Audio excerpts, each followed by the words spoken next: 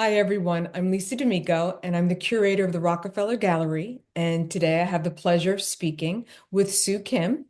She's one of the featured artists in our exhibit, Timeless Blooms. And Sue, it's wonderful to talk to you. As you know, I am a big fan of your work, and I'd love to know the inspiration behind the pieces, but also the inspiration behind how you work. Yes, thank you so much for having me. It's an honor to be part of the gallery, and I'm so excited to meet other talented artists. So the few pieces that are in Timeless Blooms are kind of a celebration of life. I'm more of a mixed media artist, focusing on alcohol inks.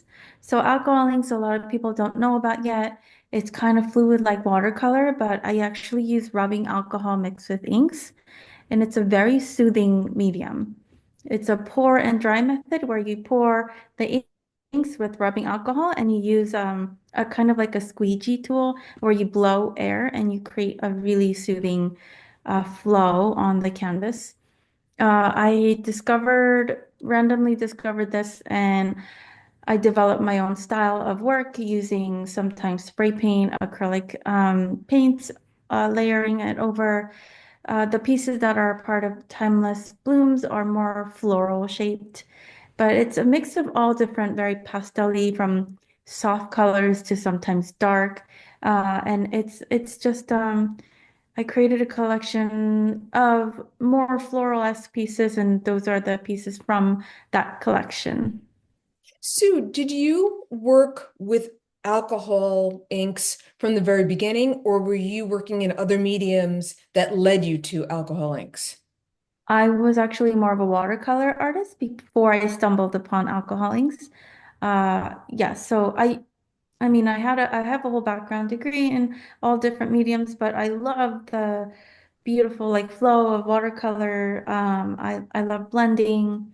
That's why I think it was a natural way for me to move into alcohol inks, because I fell in love with the vibrancy of the inks. I fell in love with the flow. It's a very therapeutic medium. It's therapeutic to look at and enjoy in everyone's homes. When you work on a piece, because alcohol inks don't give you as much control as other mediums, Mhm. do you have something set in your head that you would like to achieve with it, or do you kind of let it speak to you? It's it's hard. It does have a mind of its own. It's almost 50-50. I do have a rough vision in my head before I get started. I have like my background is in design and art direction, so it comes with like, all right, I want the composition to sort of look like this. And but then once I start pouring, sometimes the table might not be level. Sometimes I do an accidentally more heavier pour. So like you have to kind of just go with the flow. Sometimes it doesn't happen where I want it to be, but I just kind of gently move it in the direction that it might want to go. And you know what? The surprising thing is some of my best works come from those.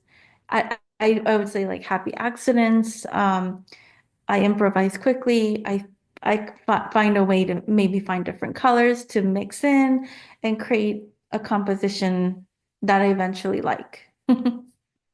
Sue, what other like with the alcohol inks, what other like mediums? Because you said it's mixed media. What else do you incorporate into your work? Yes, some of the pieces that are in the exhibit are actually, so sometimes I spray paint the whole background. Um, how did I start doing that? I think I wanted to see, it's all about gradients. It's all about, for me, it's all about color. So that whole collection, I started just spray painting the entire background with a cool gradient. I wanted to experiment with color on top of color. So sometimes it's a mix of all different pastel spray paints. And then I pour the alcohol ink. And then afterwards, I sometimes throw down acrylic paints. I create strokes and lines with like gold, and sometimes I even add gold leaves to it. It really comes intuitively. Uh, I love exploring with different mediums, so I always dabble and play around. And recently, I've even started doing like really fun collage works where I start cutting my pieces up and making a whole new version of it. So you never know.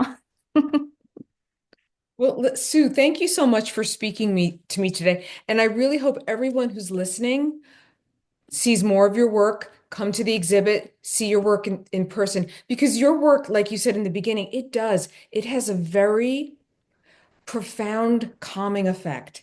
It's got such a flow of beauty through it. It's really something to experience, one on one with the piece. It really is. It's Yeah, exceptional. yes. Yeah, please come visit. It looks different when you look up close versus when you go like from far away. I say every artwork I love. That's why I love going to museums and galleries.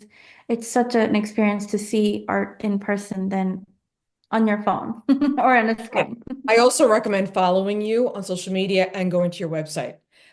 And taking one of your classes because you share your talent with other people as well. Yes, it Yeah. has become a mission. Thank you again.